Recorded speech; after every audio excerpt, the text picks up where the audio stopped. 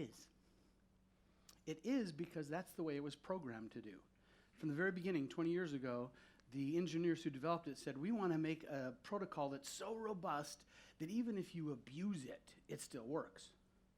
Unlike Ethernet, if you take a cross pairs on Ethernet, it doesn't work. Wi-Fi, you do it wrong. You put an AP in the hallway, still works. You hang an AP on the wall like a clock, it still works. You put an omnidirectional AP where you should have put a directional, still works. You put the AP on the floor, in a desk, anywhere, Wi-Fi still works. It just works poorly. And the reason for that, again, is it was programmed to do that. So when we're talking about people saying, I'll just ask a question. People call up and they say, the Wi-Fi is slow, right? And if they say that, you should go, yes. It's slow, that means it's working. If it was Ethernet, they would say, oh, I don't get a link light. And then you go, oh, yeah. But when they say the Wi-Fi is slow, that means it's working. It's doing exactly what it's programmed to do. Oh, we don't want it to be slow? Well, now we have to figure out why. So, I could be talking about and show you this troubleshooting steps. Now, this is a very good set of troubleshooting tips. You should know them, whether you're, I think this was a combination of Cisco, Microsoft, CWNP, we kind of mixed them together into a standard way of doing troubleshooting. But I'm not going to talk about that. Because it doesn't matter if I was troubleshooting Microsoft server or a Cisco router. The process of troubleshooting is the process of troubleshooting. It could be troubleshooting how do you bake a cake. You could still use this technique. What we need is how do we fix Wi-Fi? A long time ago, there was a guy named Occam. He was a priest in Great Britain. And he said, more things should not be used than are necessary. Actually, he didn't say that. He said it in Latin. But I don't speak Latin, and you wouldn't have understood me anyway. Occam's razor says if we have two solutions, one's more complex than the other, it's probably the simpler one. I wish that was true with Wi-Fi.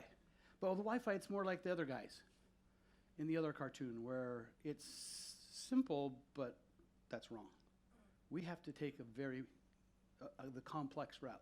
Now, the reason we're taking the complex route, let's go back in history. October 15th, 1935, about 20 years after World War I. World War I cockpits, very simple, easy. In fact, some of them just had a metal ball on a string to see whether or not you're tilting. Very easy to fly. But the American military thought, it's been 20 years. If we go into another war, we're going to need better equipment. So they put out to bid, a little RFP in our world, and said, we want a better bomber. Boeing invested millions of dollars worth of money and designed this new one. They call it the Model 29. They took it to Wright-Patterson Air Force Base outside of Dayton, Ohio. And that morning, they flew it.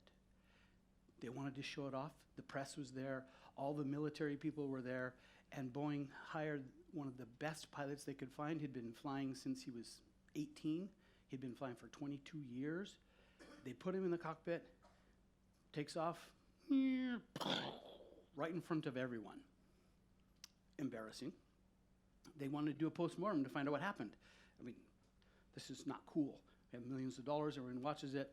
And one of the press who saw it made this statement.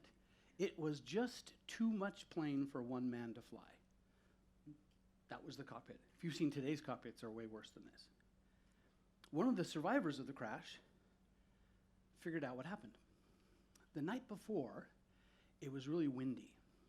And so the little vertical stabilizer in the back was flapping in the wind. And the horizontal elevators in the back were flapping. And the ailerons were flapping whenever the wind changed. So inside, to keep that from happening, Boeing had designed this big switch. You'd pull it down, and it locks the things so they don't move. And the pilot forgot to take it off. So he takes off, pulls the stick, nothing happens. Twists, nothing happens, and the plane just crashed. They solved the problem, and the problem is solved even today. My son's an F-16 pilot, flies for the U.S. Air Force, and as soon as he gets in this plane, and they put millions of dollars into his training, he's in a multi-million-dollar F-16, and the first thing he does is he gets a checklist. Check, check. Super, super complex systems can be solved simply. It doesn't mean that you're not smart or you didn't have a lot of training. They found the same problem with doctors. The health organization WHO, from the UN, back in 2002, 2003, said, we're losing worldwide about 3 million people die in surgery every year because of doctors' mistakes. So they made a checklist, a very simple checklist. Some very simple things like, doctor, introduce yourself to the anesthesiologist. Check the patient's name. Amazingly simple things. And by instituting a checklist, they saved over 1 million lives a year. Nearly 20 million people have been saved because of this one checklist. So what do we need in Wi-Fi? Wi-Fi's complex. Okay, maybe you don't need 12 years post-college to go and become a doctor, but it's a complex system. Well, that didn't work. Let's try this again.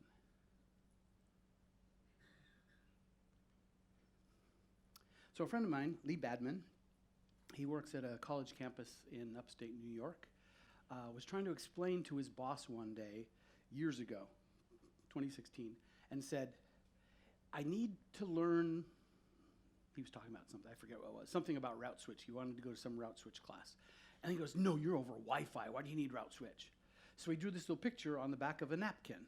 And it's now not the soon-to-be famous. It took 3 years, and now it's the famous napkin because I show it everywhere. There's the users, and there's the client device and an AP, but then there's a whole lot of wired network to make wireless work. I like this. I hung on to it for years. And then was teaching ECSE classes. We started teaching ECSE classes 5 years ago. We've taught about 7,000 people so far how to design wireless using Ekahau. And at the end of some classes, actually usually most classes, people would say, great, thank you for teaching me about design, but I design new installs or some retrofits, but I have to troubleshoot every single day. Do you have any troubleshooting class? So we decided to build a troubleshooting class. And in it, I started with this and said, is that a good place to start? Well, we ended up going to this instead. So here is a structure, a checklist, if you will, of taking something that's incredibly complex. You want to see? This is the complex. Ready?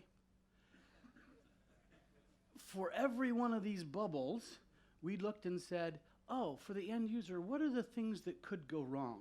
What are the metrics we should look at? Oh, by the way, for you taking pictures, I'm giving you PDFs of this for free, so don't worry about it. And they're way better than your picture. But if you want me in the picture, I'll pose. There's nearly 400 items on this page. So to simplify all of these things, we put them into a structure that looks like this. We broke it into things that happen wireless, things that happen on your LAN, things that happen on your WAN. And Dom, you had almost the same kind of design in your slide. It was, we have wireless issues, we have LAN issues, and we have network issues. Any one of which would and do come up as the problem when the end user says the Wi-Fi is slow. Wi-Fi sucks. What'd you do with the Wi-Fi? It was one of these bubbles. Which one? And that's the trouble. Any one of them could go wrong. It could have been anything. Now, Wi-Fi is really, really, really, really, do I say that enough times? Complex. And how it really works. Just yesterday on the flight, I was watching a video from Jerome Henry from like 5 years ago talking about why there's some of the MCS numbers that don't work. Has anybody seen that? It's a great video. It's incredibly complex. The math behind it and how it's built and why we don't have a certain MCS because of this rule, and it goes to this, and it goes to this, and it goes to this, and that's just one little snippet. So, as humans, we can't touch, taste, hear, smell, or feel radio waves. So every time we deal with Wi-Fi, either using it, testing it, analyzing it, designing it, fixing it, we have to see it through another tool. Because human, we can't do that. Now, I can, with my fingers, kind of grab a screw and maybe screw it in, but a screwdriver is more efficient. I can't grab a radio wave. Doesn't matter how efficient it is, I can't do it. I must use a tool. So how we use these tools is how we're going to see it, but also fix it. So we built this troubleshooting class to show you how to use some tools, just some of them, not all of them. What we wanted to do is go through and say, for the tools that are available, we have different sets. And it's like Dom almost had my presentation. There's free ones, there's inexpensive ones, and there's professional level ones. You can use any or all or any combination. Obviously, the ones that are professional tools, I loved what you said, if the free ones worked really well, the other guys wouldn't be in business anymore. But they're still in business because there's reasons to do these. So we built a course around how to use different sets of these tools, from the WLAN Pi to a little NetTool.io to Wireshark and obviously Ekahau. And what we came up with was, let's come up with a process of troubleshooting wireless LANs. Now we have that structure, the framework, wireless, wired, internet. We have the 400 individual items to look at. But since we have to use tools to interact with Wi-Fi, why don't we use a tool-based approach to look at how we're going to solve Wi-Fi problems? So, in the center, we have to have requirements. As previous speaker said, we have LCMIs, least capable, most important devices. We have to find out what their physical requirements are. On cabling, we would have Cat6 cable, and then you would test it, and then you verify it. And if I installed Cat6 cable, I verified it to Cat6 spec, how often do I get gig Ethernet? That was a question. But how often? All the time. Why? Because I met the physical requirements of the cable. The cable was designed that if you meet these near side crosstalk, far side crosstalk, pinouts, twist ratios, that it will work. What's your requirement on Wi-Fi? If you don't know, and I've been doing tons of consulting, flying around the world, fixing people's Wi-Fi, and my first question is, what's your requirements? Wi-Fi has to work. We want it fast. Well, what's your requirement? It's like going and saying, I want barbed wire to carry gig Ethernet. By the way, barbed wire does carry 10 meg Ethernet, about a meter. It has infinite crosstalk, so it doesn't go very far, but the medium, the metal in there works. It just doesn't work very well. If we don't know what our requirements are, how can we possibly troubleshoot it? If I just stopped right now and that's all you left this room with, that would be worth it. Know your requirements. Know when does a client roam? What does it need to trigger to roam? If you don't know, how are you going to fix it? What's your primary RSSI, secondary RSSI, co-channel interference? At what point do they trigger? What's the metric? How do you measure it? How do you know that which one's which? Because you can only design for one. You can only design for one. So you better know which one you're going to design for. If you pick the right one, everything else comes along for the ride for free. If you pick the wrong one, or you have a mismatch in your requirements. I had a school that we designed their iPads so that every time they left the classroom and walked into the hall, they were forced to roam. Because we know from Apple, tells us, we won't roam until you hit below this trigger. So we made sure when they went into the hallway, they had that trigger, neg 70. And then they would roam, roam, roam, step in the next room, they'd work. Then the school district got given 2,000 free iPhones with no SIMs. And got told, oh, we'll just do Wi-Fi calling. And so now you have a teacher in the classroom, takes a call. What's the teacher's first thing to do? Step into the hallway and their phone roams. So the iPads work fantastic. The phones work terrible. And they said, well, the Wi-Fi's broken. No, Wi-Fi's doing exactly what it's supposed to do. Well, can you make it work with the phones? Yes, it's going to cost you about $250,000 to fix this, and your iPads will stop working. And the district said, okay, we'll accept that. That was a sign this document. You want me to do something really stupid. And they signed it. So we need to know what our requirements are. We also then say, different people, users, we have different sets of tools we like. Me, I'm an echo guy. So I come in this way, through the validation. I get called to do a troubleshooting gig. I walk in, first thing I do is get out of my way. I'm a survey. Because I want to know, and what I can get from Ekahau is, does the RF environment in this place, in every location that's in their SLA, meet primary, secondary, co-channel inference, data rate, SNR, density, all of the information that's the phi layer requirements. Because if there's a phi layer requirement problem, then it's going to trigger other things. On the other hand, if the phi layer is good, then I know someplace else I have to look. So for me, that's my first tool of choice. Peter McKenzie, you know Peter McKenzie, he teaches CWAP classes, great at packet analysis. His first entry is this way. He comes in from Wireshark. Well, actually, he uses OmniPeak. He does packet capture first. He walks in site, get out of my way, packet capture. And then, from the packet capture, makes the next decision. Some people start over here, and they just fire up their Wi-Fi Explorer Pro, look at what's in the air, and make a decision from that. There is no one flow here. Unlike Dom's when he's talked about we plan, design, validate, that's great.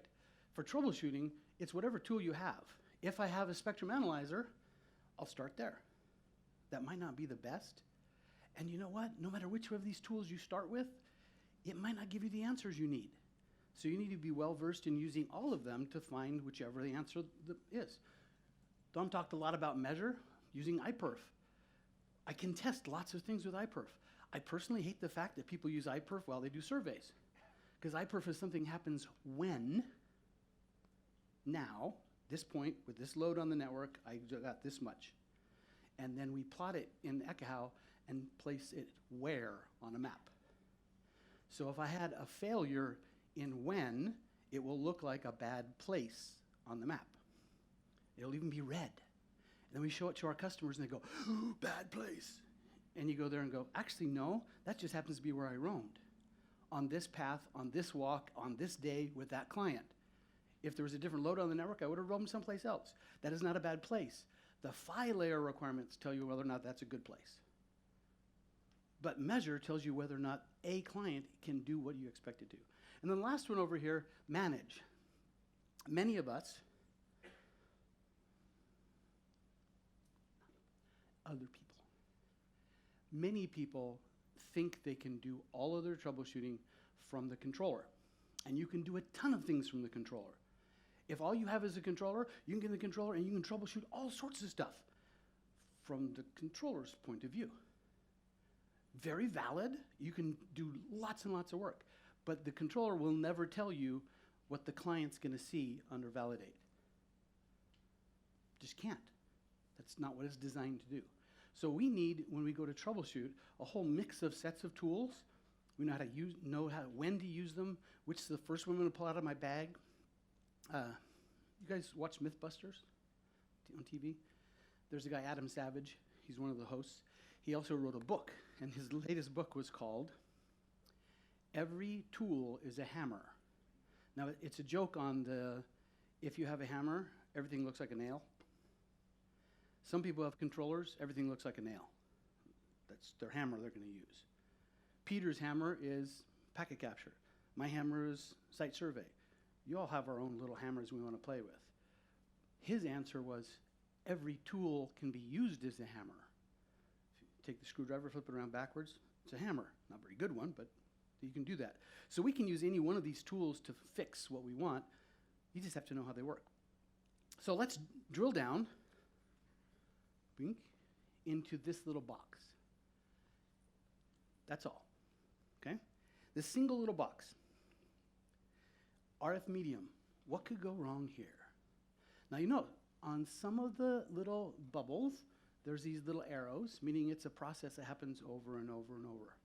Things that could happen in the RF environment: co-channel interference, adjacent channel interference, MCS rates, DFS channels, latency, jitter, multipath, blah, blah, blah, blah, blah.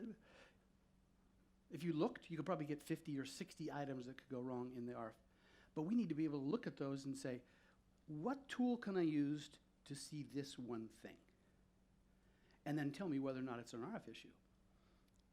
People always complain, they say, oh yeah, Wi-Fi slow, Wi-Fi slux, whatever the problem is, but what they are missing is what's the cause. So part of troubleshooting is to find what's the root cause and to figure it out. Now, many times it's not wireless. So how do we know when we're doing testing, can we tell is it a wired or wireless issue?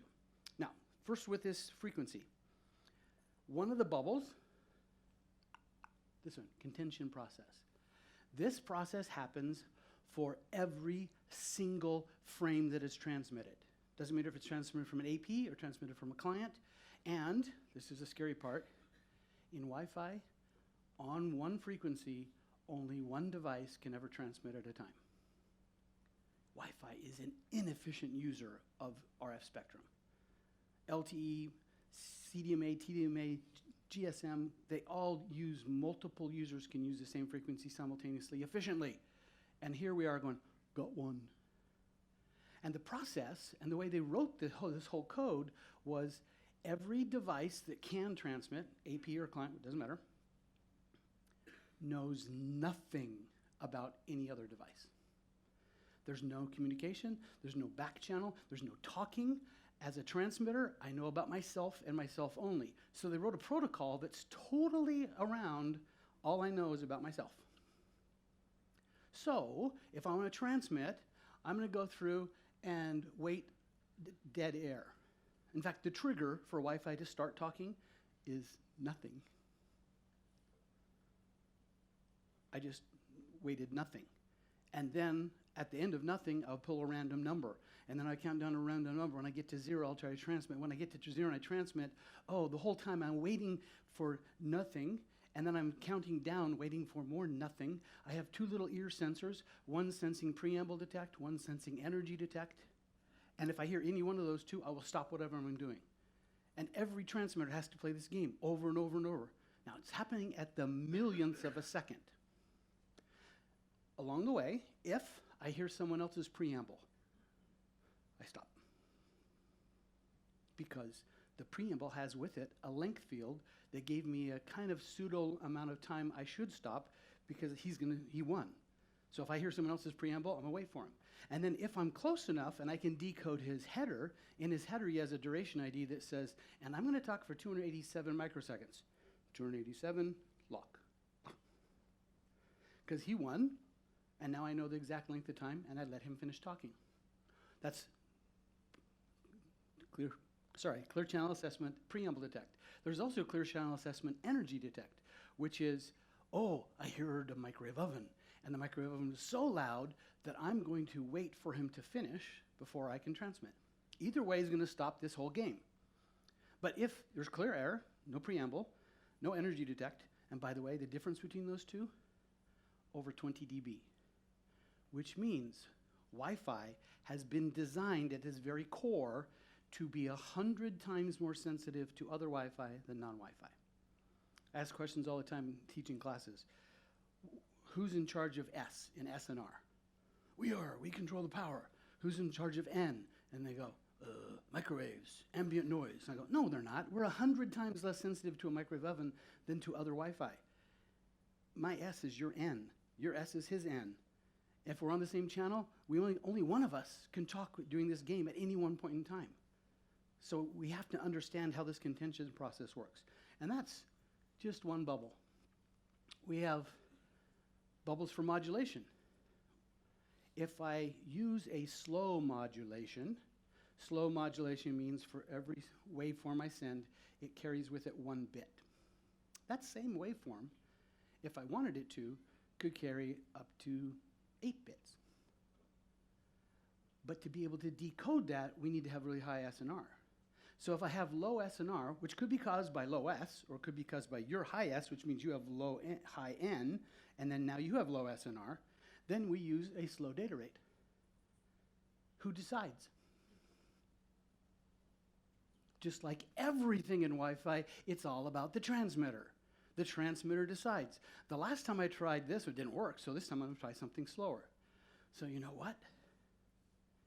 The best part of how Wi-Fi troubleshooting, by far the easiest one for you to understand. This self-diagnoses itself for every single frame. An AP, whoever he's talking to, the next frame I send you was based on the last sets of frames, whether or not they worked. So if I send you the next frame with MCS of 9, that means I have a really good RF between us. I don't need to go and look at all these other things around this box. I just have to look at the MCS number, and it will tell me the health of the RF for that frame, for that location, for that device. They self-diagnose.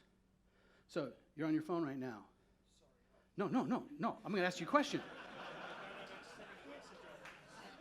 Send this message. My current MCS is. What's your MCS on your phone? Because if you know the MCS on your phone, you know how the RF is right where you are. I don't have to guess. Every client device, every AP for every single frame calculates and says, this didn't work, this does work, and so I'm going to use this one now, which tells you about the health of the network. That's fantastic. We have self-diagnosing. It's like you go to the doctor and said, I have an infection in my lower left leg about this far from the bottom, and why don't you cut it out? It's fantastic. It gives us that information. Also, when we talk with high SNR, we get a complex modulation, which means we talk fast. Density of clients has nothing to do with number of APs. Density of clients has everything to do with them talking fast. Because if you talk fast, you don't use up very much time, which means there's more time for more people. So if we want to get density, what we need to do is have everyone talk fast. If we want everyone to talk fast, we have to give them high S. Oh, except for your S is his N. So now we have to control that with antennas or other mechanisms. We know how to make density. It is not adding another AP, because if I add another AP, there's two of them on the same channel, only one of them can talk at a time, so I didn't add any capacity at all. MCS table, love it. I print it out, I carry it with me everywhere. It's because it's how it works. How many of you are Mac users?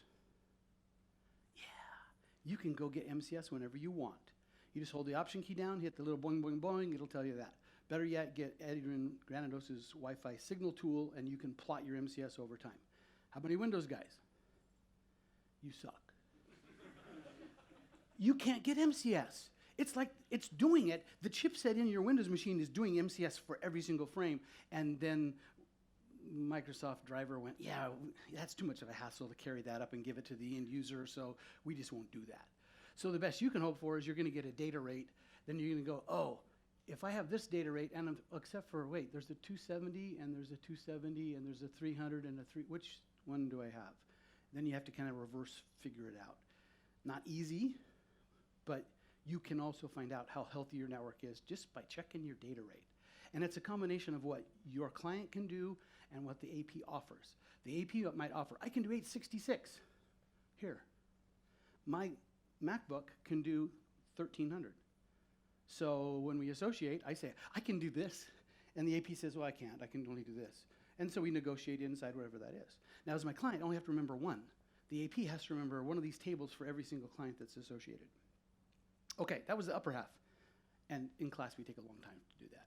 I just kind of sped it up. The bottom half of that table is about how does a client associate. And there's an entire process there. These go round and round, and for every client, how often does the client even want to join? What's the trigger to make it join? What's the trigger to make it want to leave? Does it look? When it looks, how far does it go? Does it do every single channel? That behavior is highly, highly proprietary and different for every single client. In fact, Apple has a couple hundred people doing nothing but designing that little process. And for an Apple TV, an iPad, an iOS, a Mac, they use different ones. If you just think about, let's talk about just one of those. In the process to choose which API I want to join, I could just say, who's strongest? I like strong. And that's the only one you choose. Or you could be more sophisticated and ask, like, last time I was on you, did you treat me nice? You were mean, so I'm going to not go back to you again. There's some major sophistication inside these little algorithms. So let's say we're Apple, we're trying to design, how do we design for one of the variables, just one variable, stickiness. How sticky do I want to be stuck on my one AP?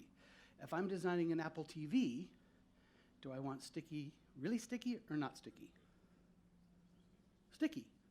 Because I put the Apple TV, and if my neighbor gets a new Nighthawk with 18 spider legs on it, I don't want my Apple TV going to him. I want him to stay stuck to mine.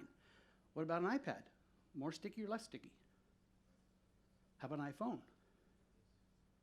So the same vendor, Apple, putting out the same software using maybe even the same chipset is going to design its process differently. So if I want to design it or troubleshoot and figure out why it's not, I better know what that method was, what were they thinking, how are they processing it, so I can give that iPhone what it wants. If I don't and it keeps failing, oh, Wi-Fi slow. Was it Wi-Fi slow because you roam slow? Did you roam slow because, what was the reason? Did I not give you, when you walked into the hallway, did it drop below -70? Yes. Oh, but that's why it roamed, so I dropped the call. That was the behavior. You had to know what was going on. We could have upper layer issues. Upper layers over here. By the time we finish all this part, and we heard this morning about how a lot of this stuff works, we get over here to upper layers, and we get VLAN assignments, DHCP, DNS, default gateway, and the last one is a captive portal. If you have a captive portal, Wi-Fi always works. There is never a problem with Wi-Fi if you see a captive portal. Because if you see a captive portal, you did probe request, probe response, authentication request, authentication response, association request, association response, DHCP, the whole DHCP four-way little handshake. You got an IP address, you got a DNS, and then, depending on your device, it had to hit captive.apple.com, got redirected, and from someplace on a web server, it sent back to your screen over the Wi-Fi. Now, by the way, all those frames went over the Wi-Fi and fed you splash. Welcome to Sydney Opera House. Cool logo. Wi-Fi works. In fact, if I have an IP address, Wi-Fi works. What if I get an APIPA address? APIPA, that's the 169s. How did it get to me? I had to authenticate, associate, DHCP, DHCP fail, which means I had to send frames over to a DHCP server to get it to fail, to get it. So if I have an IP address on my Wi-Fi NIC, or I have an APIPA address on my Wi-Fi NIC, Wi-Fi's not broken. Then we get to captive portal, and I'm not even going to stop here. There is so much wrong with this picture. It's a big, ugly, nasty mess. And if you ever want to troubleshoot Wi-Fi, get rid of your captive portal and see if Wi-Fi works. Put the captive portal back on. If Wi-Fi doesn't work, it's not a Wi-Fi problem. You have a captive portal problem. Then work on the captive portal. Adding another AP, changing the zone, changing anything won't fix that the captive portal has its own issues. Now, what channels do we use? We got lots of ones to choose from here. What I want to show here is I would like to use the widest channel I can until I can't. And when can't I use a wide channel?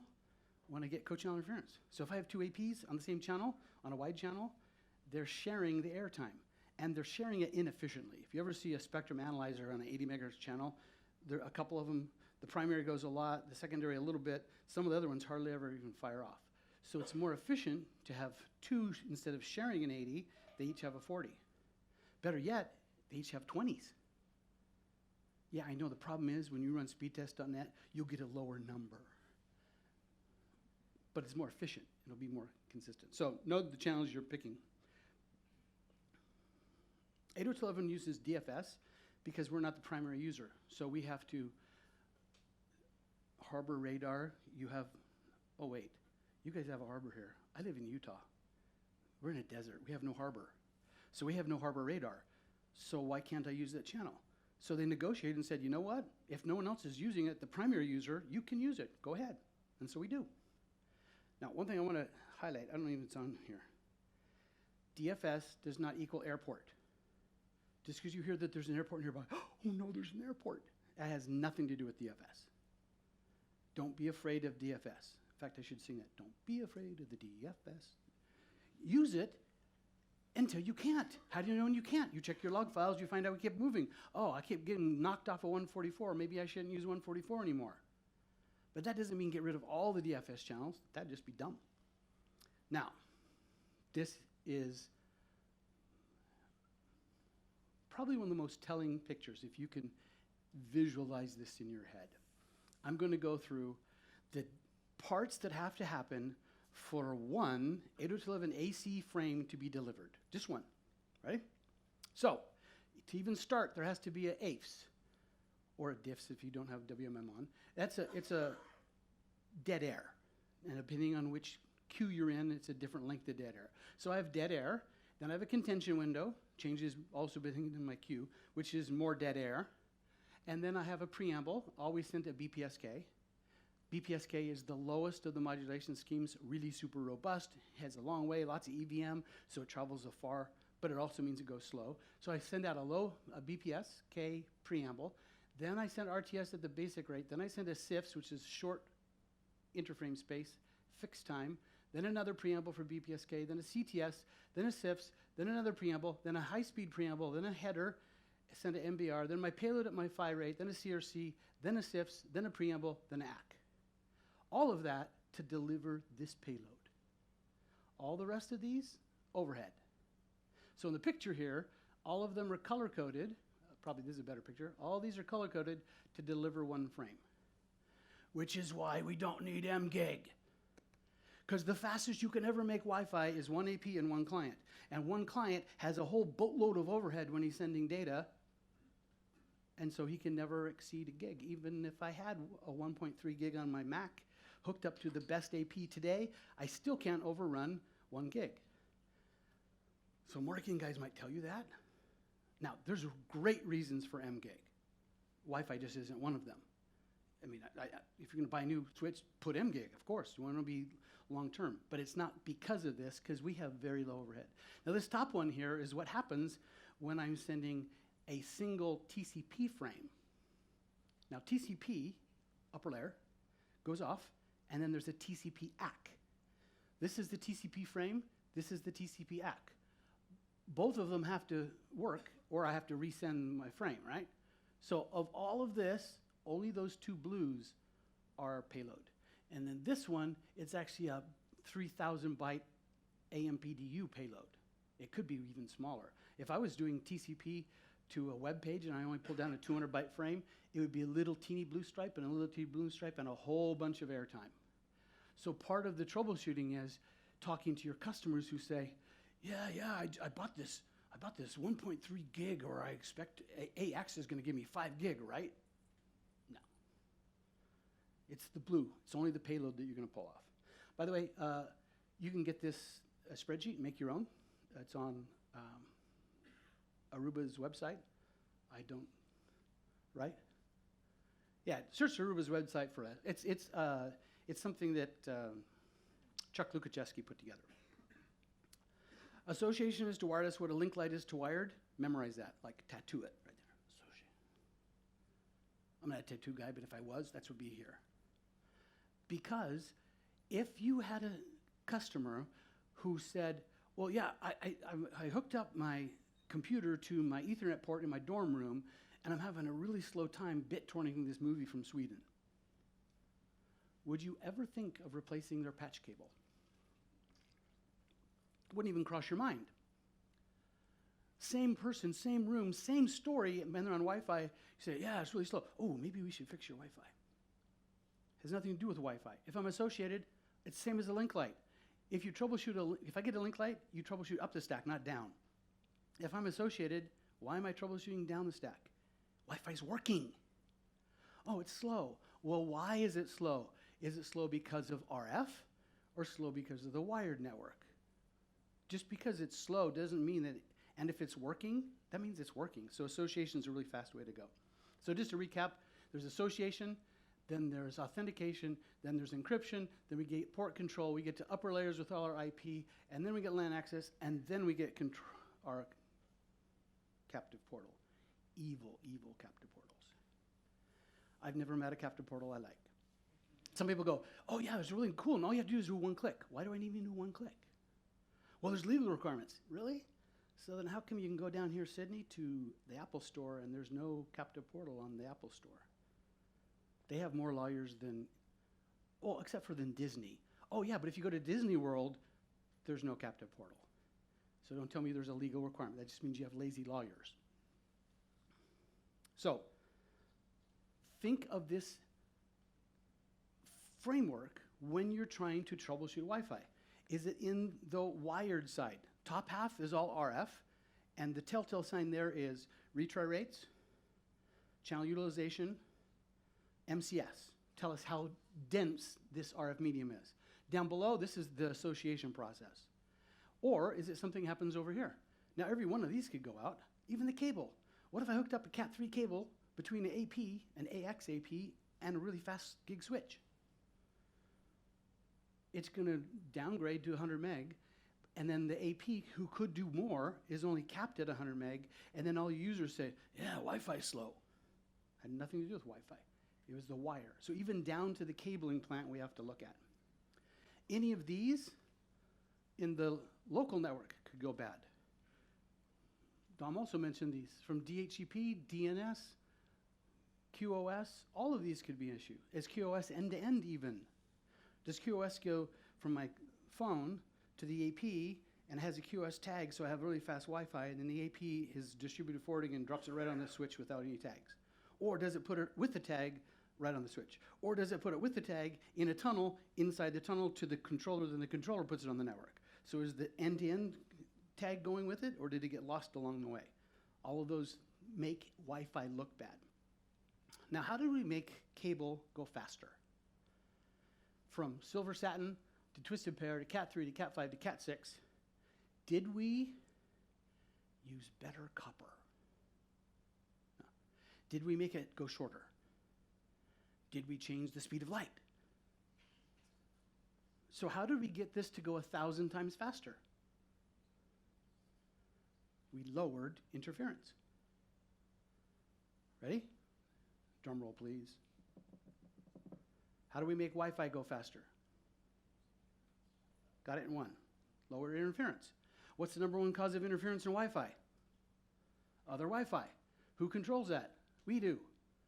So we can fix these red box issues. Those are ours. Now, the blue stuff, maybe not. Okay, so a whole other process of how you troubleshoot these. Now, if you're a Cisco shop, there's Cisco processes. If you're a Juniper shop or a Aruba shop, the whole wired network and who owns the DHCP and who owns the application services and the radio server, there's lots of other troubleshooting there. Again, nothing to do with Wi-Fi, and so we need to be able to find a really quick way to say, wired, wireless. Where's the problem? I need to find that really fast. So, from some surveys, from Niansa, from 7Signal, a couple of people I can't tell you that we got their surveys, from billions of data points. Most wireless problems live over here. Now, the complaint is that the wireless is a problem. But if I have a slow DHCP response, it's going to look like a wireless problem. We have issues with our infrastructure that can cause issues. But when someone says, yeah, we have an infrastructure coverage problem because I saw a client had a slow data rate, I can't say that that's the cause. Slow data rate could be because of density. Slow data rate because of bad drivers. Slow data rate could be all sorts of things. We need to get out some tools to find the answer to that. It's not that I don't have coverage. In the last 18 years of doing Wi-Fi, I've been called all over the world to fix Wi-Fi. And in the last 15 years, not once in anywhere in the world have I seen a coverage hole. I've seen bad Wi-Fi. Usually I have to take out APs because there's too many of them. Co-channel interference means two people are sharing the same frequency. That's way worse than, well, okay, I would rather have co-channel than no channel.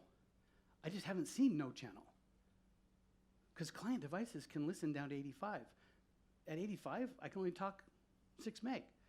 But I can talk 6 meg. What does Netflix need? 2 meg for SD, 4 meg for HD. So even the worst possible Wi-Fi can deliver Netflix. How do we tell the difference between wired and wireless? We need to be able to do this trigger in seconds. In fact, what I'd really like is for my end users to be able to do this in seconds. So when they call up the help desk, they go, the Wi-Fi's doing really well, but the backcall's bad. That's an entirely different call. And that's not hard. I mean, I can train my dad to do it. He calls me up, yeah, I checked, the Wi-Fi's really good, but the internet's bad. Can you come fix our Wi-Fi? But at least he broke down the first part a little bit better for me. So how do we tell the difference between wired and wireless? So, one, and here's kind of the checklist, easy thing to go. Do I have an IP address? if I have an IP address on my Wi-Fi NIC, the only way I got to get to my client was over Wi-Fi. There's no other way. So I don't have a Wi-Fi problem if I have an IP address. Now, that doesn't mean that I'm not fast. That means that Wi-Fi is working. If I can ping the client, obviously, I have an IP address so I can get the IP to ping. Can the client ping me? Can I ping him? I'm sending traffic over wired. By the way, ping is a terrible test tool for Wi-Fi. If you ever use ping and you're testing Wi-Fi, here, I'll just give you an example, and then you'll never use it again. Ready? I want to ping. What's your name? Carl? Oh, wait, I'm down here. Carl. Yeah? Had to put the Carl. So, I want to ping Carl. Wait, sorry, I use my R's. Carl. It has an R. Except for, where's Canberra? What happened to their R's? They had too many. But Cairns lost theirs and went down to Canberra because they got an extra R down there. You guys have the R problem. They shipping around. So I want to send a ping to Carl. So I'm an AP, and I'm going to send a ping to you over wireless. It comes from the upper layer. Pings a ICMP layer, comes down to the MAC layer, says put this. I put it into a frame. I send it in bits, and I go, last time I talked to you, I used 256 QAM, 506 coding, forward error correction, on 80 megahertz wide channel with short guard interval. So I package the ping payload in a frame, so every waveform carries 8 bits, because that's 256 QAM. Out of the 506 coding, I have 5 payload, I wrap 1 spare, and then I mix it up in this little scrambler, and then I send it to you. And you don't send me an ACK. So I think the problem was contention in the air. I sent it and it got collided with. So I'm going to double the size of my contention window.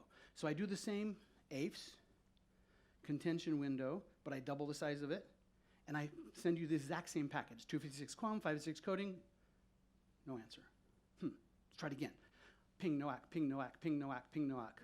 Something's wrong. It wasn't contention window, or when I got to 512, that's a lot of contention free, didn't fix it. I don't have a contention problem. Maybe it was my modulation. So I take the same ping payload, and repackage it with 16-bit. I jumped to 64, I went to 16. Ping no ACK, ping no ACK, ping no ACK. That didn't work. So I dropped a QPSK, ping no ACK, ping no ACK. That didn't work. I dropped a BPSK and sent a really super robust 1 bit per frame. So now that same ping payload takes a really long time, and I ping and you send me an ACK, and ping goes, good. What happened to all those failures?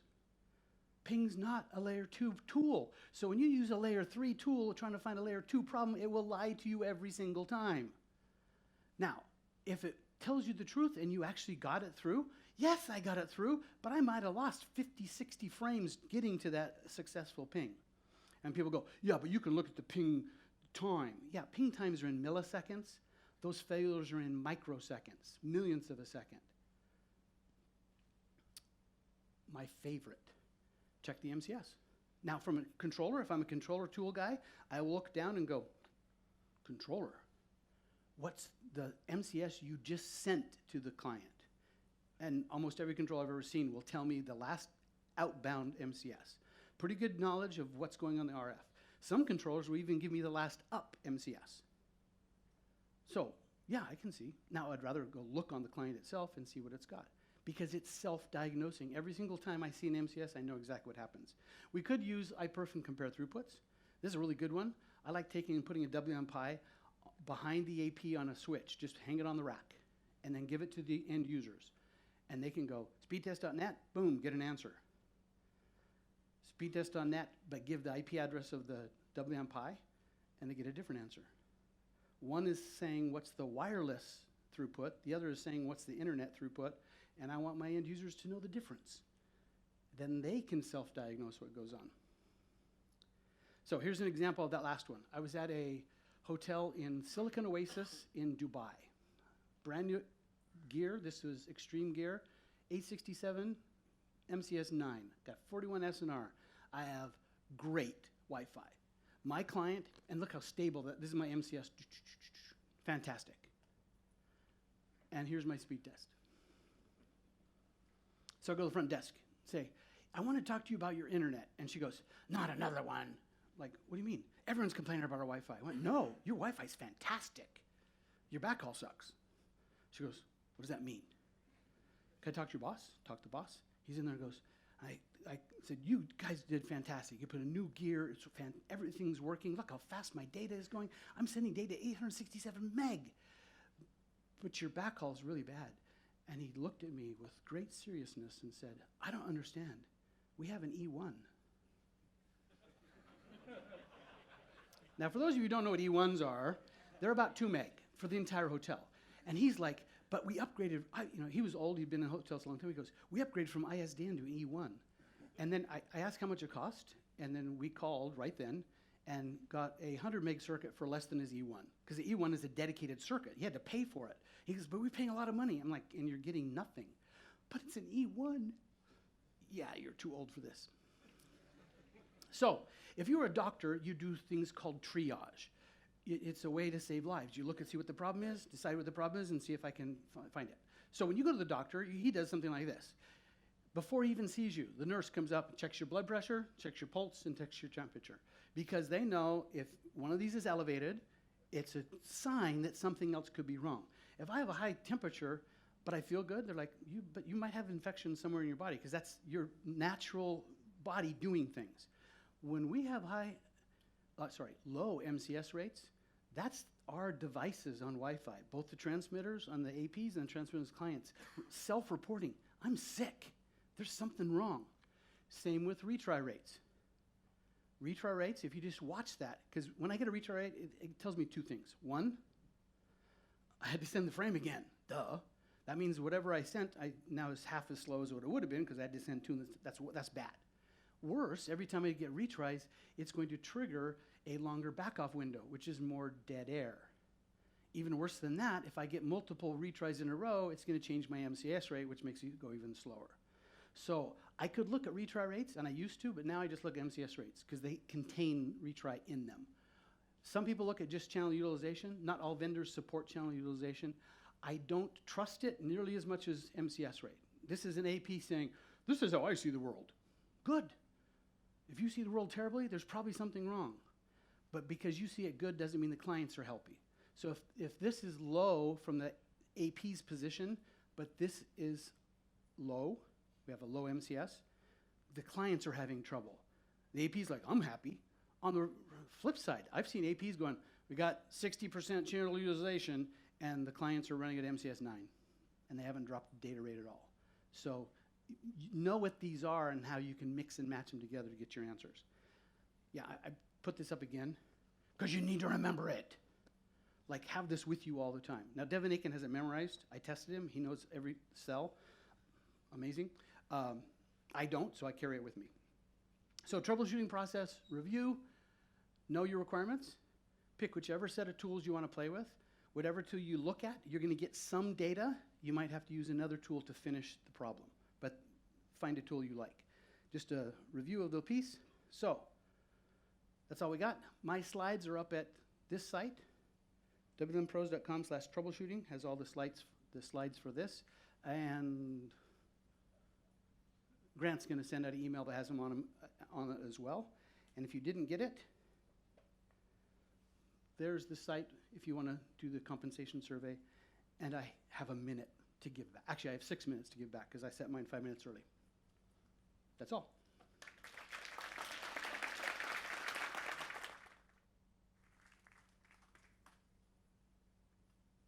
All right, thank you, Keith. So up next, we've got Devaiah. Is he, no, there he is.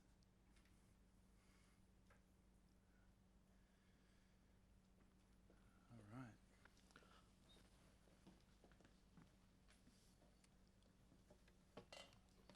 Shall I?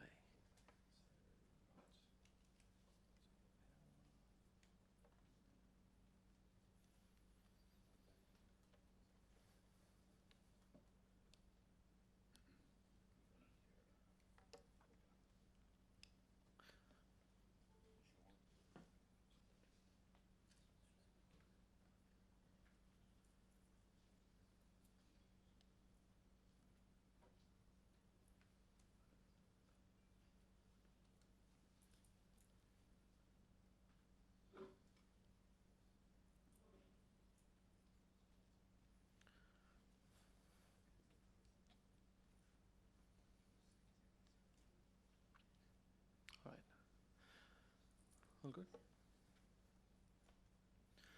Hi, everyone. Good morning. Good afternoon. Sorry, mine was a session at 10:45. Thanks to Keith, he took over. Today, I'm just going to talk about one of the projects that I got to handle recently, which was a little different compared to what I handled before, probably because of the phase of the project in which I got involved in, or the opportunity I got to, take it over. So I'll be just talking about multi-floor building design and a few tips on requirements gathering, which I used in this project. Before that, the importance of Wi-Fi. Just wanted to share a small, story of what happened last Christmas when we went camping. It was my first time camping here in Australia, and we went and set up the tent, and my daughter comes running and said, guys, we have a problem here. Like, what's the problem? Like, there is no Wi-Fi, can you believe it? So that's what the kids of today expect. It's good, it's kids. You can just tell them that, all right, we'll go back home, you can get back your Wi-Fi. But what happens when you have an IT exec who is, very demanding, or the customer who has paid for the consultancy services and is not happy with the service because of, his user performance, his customer experience is not good. So that's where it becomes serious. So just a couple of images of high-storied building, no introduction for that. This is what I got to work on this year, where it had like huge atrium areas, like hole in the floor.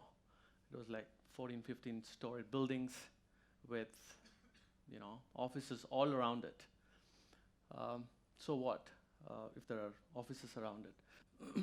So the thing is, the challenge about this kind of design that I saw was a lot of complaints around areas around the atrium, because they were all usable spaces. They were all hot desks where users are sitting and working and taking their video conferencing calls and audio calls and everything. So users were experiencing a lot of dropouts and things like that. So even before I could get into this project, it was assessed that there is a lot of issues around the atrium, like the co-channel interference and ACI and bad SNR and a lot of other factors. Why it happens? You have various reasons, because it's a hole in the floor, and the problem is if you have something like this, like your floor is, the floor on the bottom or the top floor is so visible to where you're standing. In a place where you're standing in front of the atrium, you can see like 6 floors right in front of you. So if you have an AP there, it's not hard for the RF to reach that point and cause unwanted issues. So is this any different? Is the design any different?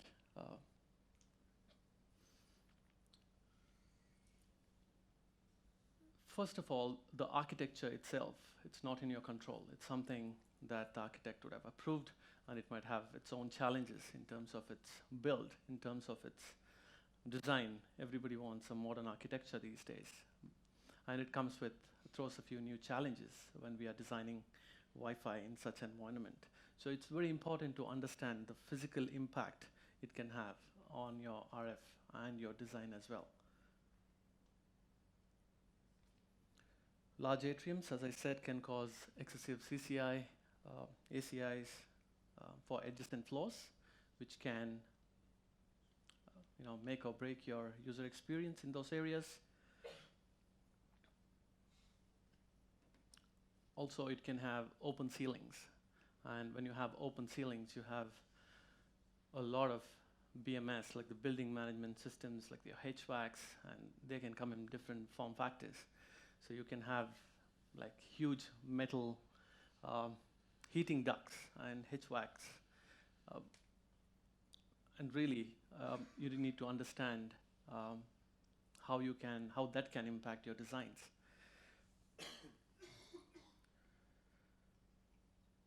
And if you are in a multi-tenant environment, that's even worse because you literally have control of only your floor. What happens to the floor above you and below you?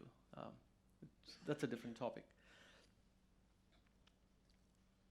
So also the various attenuation materials that's used in this building and other things, the metals which can cause a lot of changes in your RF. So the best thing would be that you try to place, if you get an opportunity to envision that, even if it's a building that you have not seen, it's good to have that standard within your organization that mount your APs below the lowest point of obstruction, either by using drop poles or either by using any other means. You can definitely avoid some problems.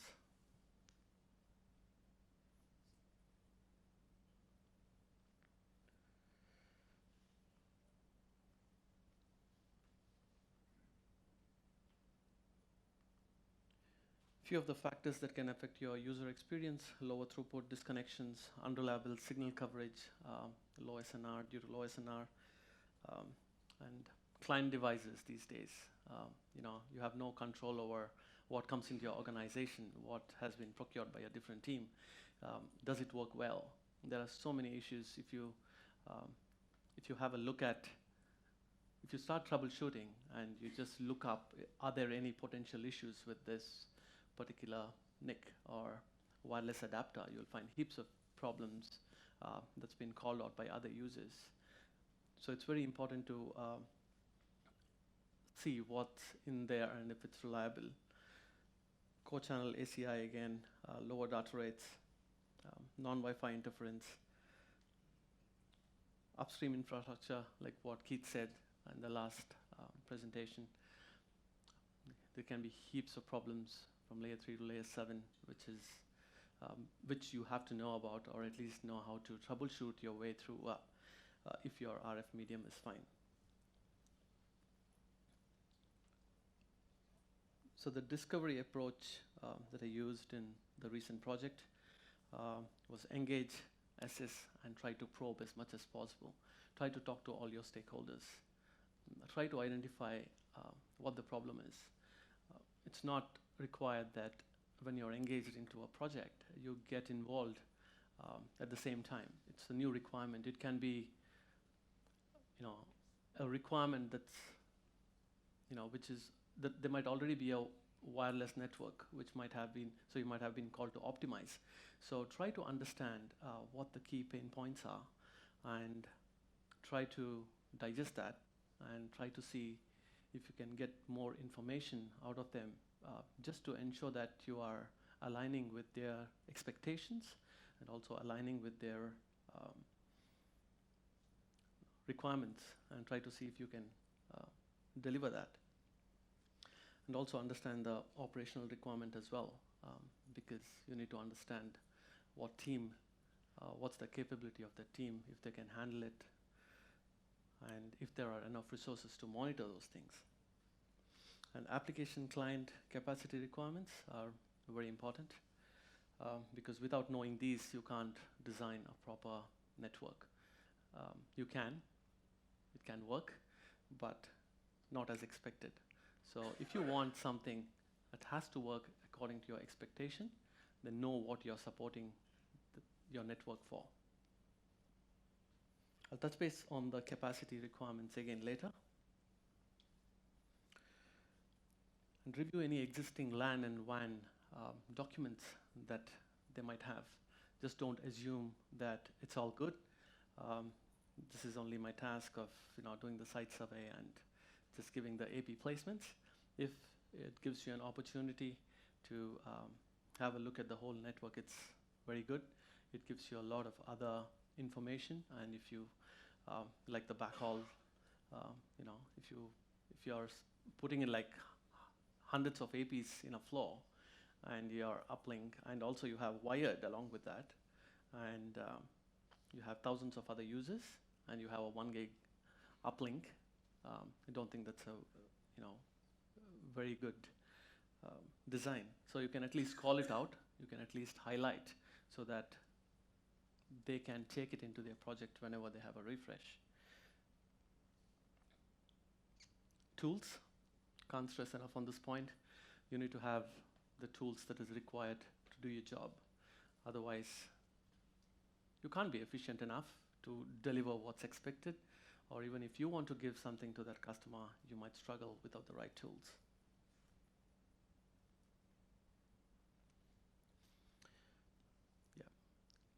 As I said, you never know when you can get engaged into the project, and it might be an uplift, it can be a refresh.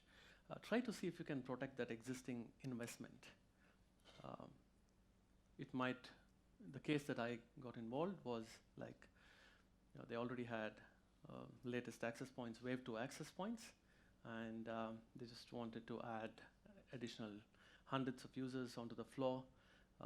So I wanted to reuse all those access points because that's a huge cost saving.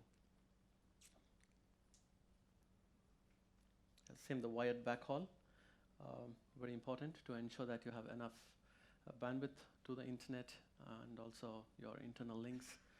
So it's very important to understand how your different SSIDs are segmented and if it has enough bandwidth to deliver what's required. And also it's important to call out the monitoring and analysis capability that the team should have as customers to run the show. So it's very important that you keep monitoring and analyzing from very frequently because RF is like, you can't see it. It's a medium that's so susceptible to change that it can break things very easily. So if you have the right tools, you at least have visibility, you at least know what's happening.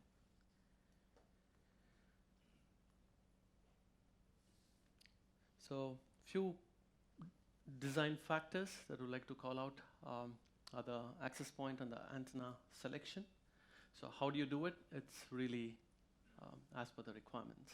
Like the beauty of this industry is that each requirement can be unique. It's not one solution that fits all. You go to a warehouse, you might have a different solution. You go to a high density stadium, it's a different solution. You go to an office, you'll find many common solutions. So different requirements have different solutions.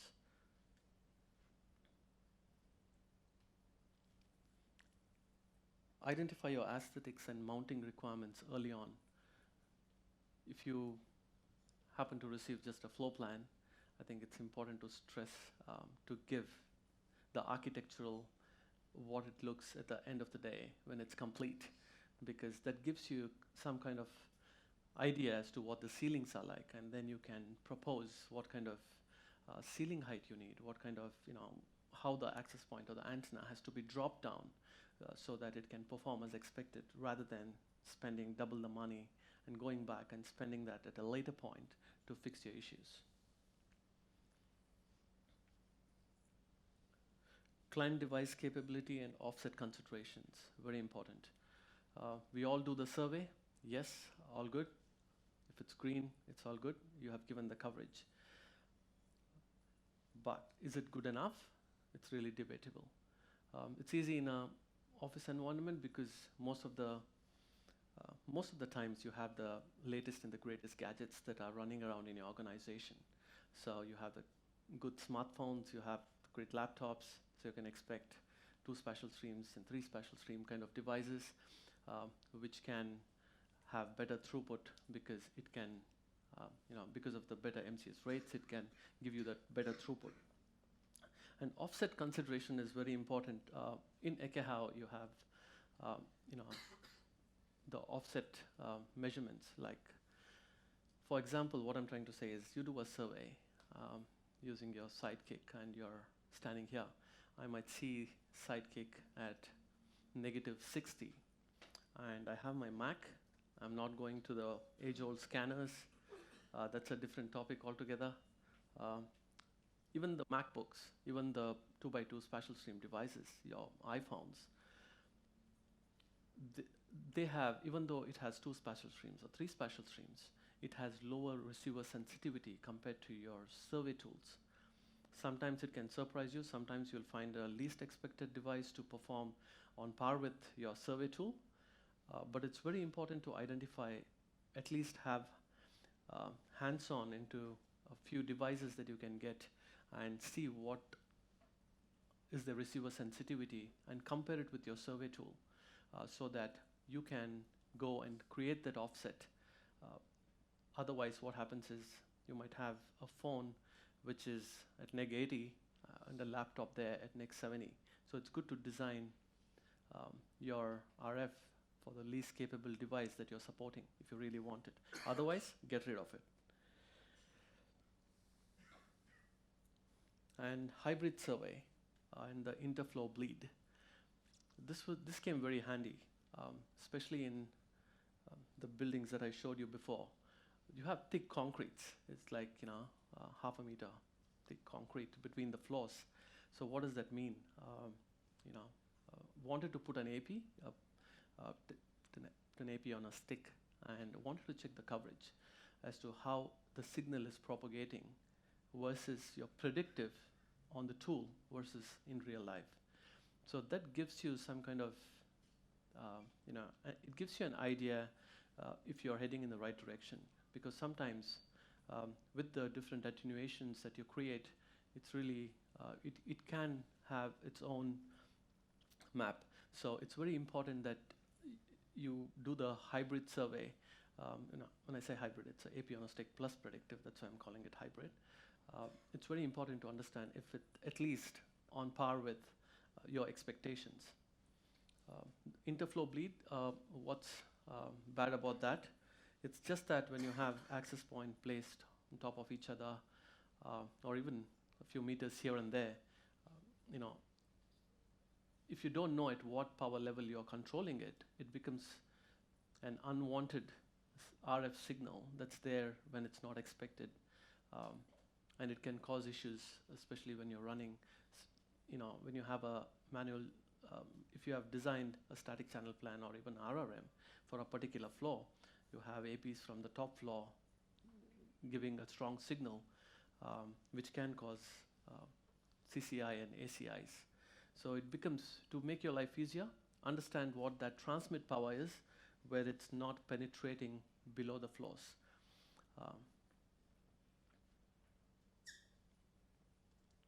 Attenuators. These are the natural attenuations that you might have in the buildings. This is not in your control, but if you have them, you can make good use of it wherever required, especially around the atrium areas where you want to shrink the cell size, and you're using, antennas, directional antennas as well. But if you want to use omnis and if you have rooms, meeting rooms, you can use them so that it can reduce the cell size compared to an open free space. So for this particular project and the business requirements, uplift of existing Wi-Fi and used access points with internal antennas and also directional with 6 dBi gain. These were the only 2 models that went in. Accommodate additional capacity for users, as I said, and the requirement was 2 to 3 devices per user, and improve experience around the atrium areas. Few of the key RF parameters, define your primary and secondary coverage. Channels, just wanted to, because as I said, it's an office, everybody is using the latest tools. It's all 5G capable, so I've just went with 5 gigahertz only, and tried to use 20 or 40 megahertz. 20 as a standard, but there was an option to use whatever is best. So in place where it was not causing a lot of co-channel interference, it switched on to 40, otherwise it's on 20. Data rates to suit your RF profiles. Create different groups of different areas as per your, as per your organization, different areas, like you might have conference rooms, you might have, group all them together so that you can create profiles to suit that particular environment, like standard density and high density areas. And try to use the data rates what you've tested before during your site survey so that you can understand at what signal level and SNR those clients can work. Otherwise, if you make your data rates too aggressive and if it has bad SNR, then your client can't talk back. Minimize CCI and avoid, it was ACI. And TX power, as I said before.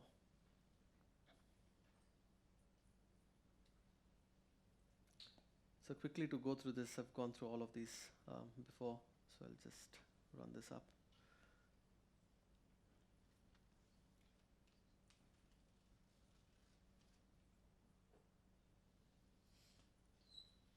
I think I've discussed this as well. This is about the interflow bleed.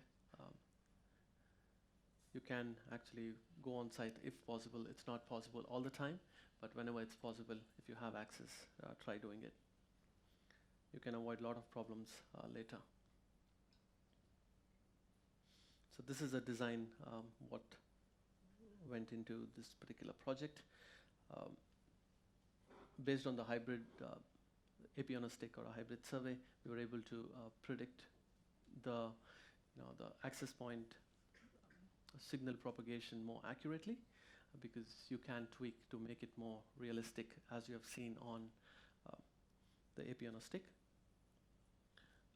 Yeah, there was minimal or no RF bleed when tested on a few power levels. So 3 dB up, it was showing a lot of bleed through on the adjacent floors.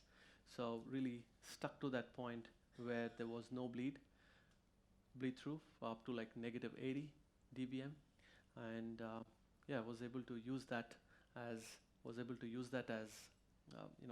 the key transmit power. So wherever possible, try to cut your max RSSI, max transmit power, and set the lowest. There's a reason why I've set it to 10, being lowest, because I'll show you at last. I looked at the packet captures of a few clients, and it shows the capability of those devices, and one of the devices had 10 dBm.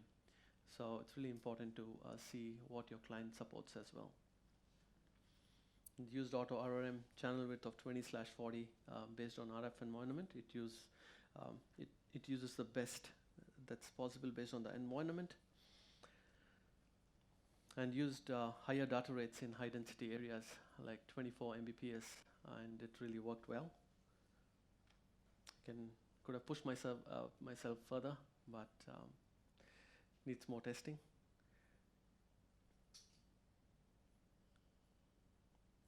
The results were pretty good. Validation survey yielded positive results, and was able to contain the signal coverage around the atrium areas comparatively to before, because of the use of the antennas, the attenuators, and also using lower transmit powers. And retransmission really dropped by around 30%. And channel utilization also improved around those areas. I think when I had a look, the channel utilization was around 20 to 30% as an average, but there were a few spikes of around 50%. And found heaps of rogue access points on the floor. So that's something you have to hunt down, in case if you don't want unwanted guests on your floor.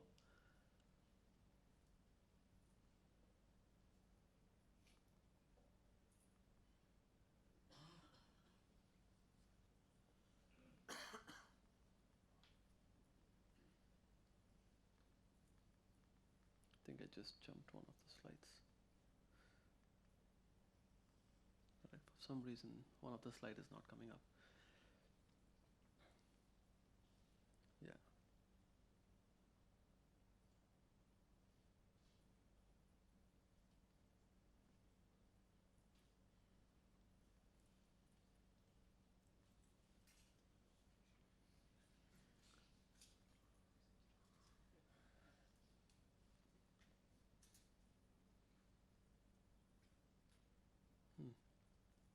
Okay, here you go. Oops. Sorry about that. Few tips on requirement gathering, enterprise high density. These days, I've seen a lot of people get the requirements of I need to support 3 devices with 4 Mbps each. And we go back and say, all right, you need so many access points. Do you really need so much? There is something called as oversubscription ratio that happens in all networks. It dates back to the telephony days, where at one given point of time, you only have few devices that are connected. So for Wi-Fi, around 60% is what you can say is safe. If you don't do this, what happens is your access point count is going to go so high, and it'll really make, you might get some questions back from your customers saying, why do you need so many access points? Oh, you need so many clients. So oversubscription when you're designing, around 60% is really good. Designed with client offset in mind, focus on the concurrent device supported on the network and required throughput, and end-to-end cause as well. And these are the application requirements that I picked out. MacBook Pro, 3 special streams, corporate laptop 2, and Surface Pro 2, and high-end phones. These days, Samsung, Apple have 2 each, and the VC screens.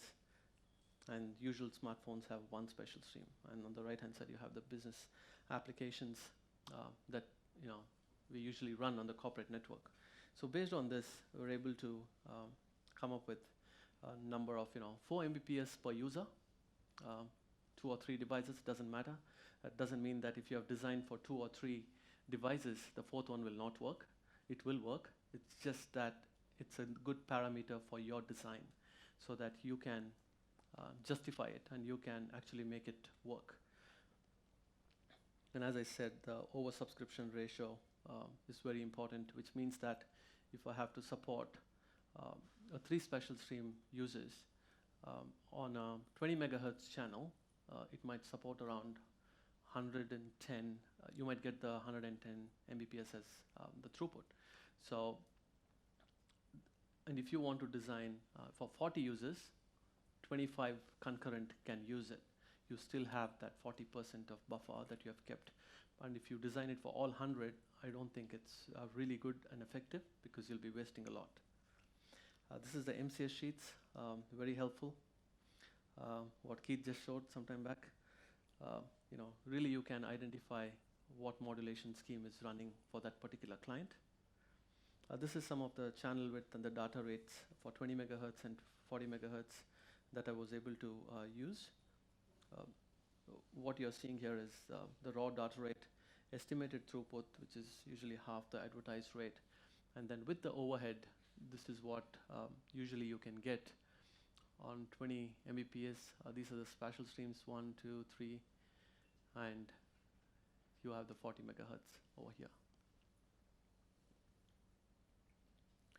Yeah, this is again a little bit of on the oversubscription ratio, just to explain what it is. You can definitely have a look later.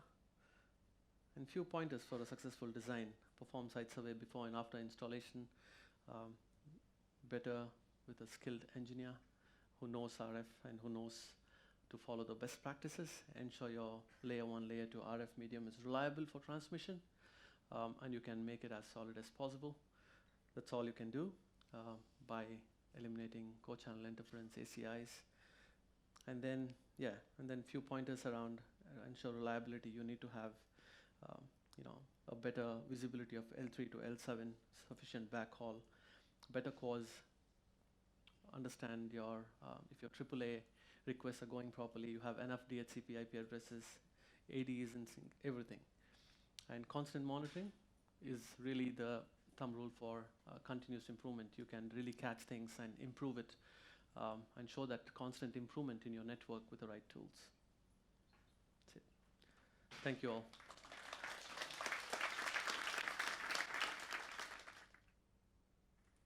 All right. Thanks, Dev. Good stuff. Okay, so we are going to break for lunch.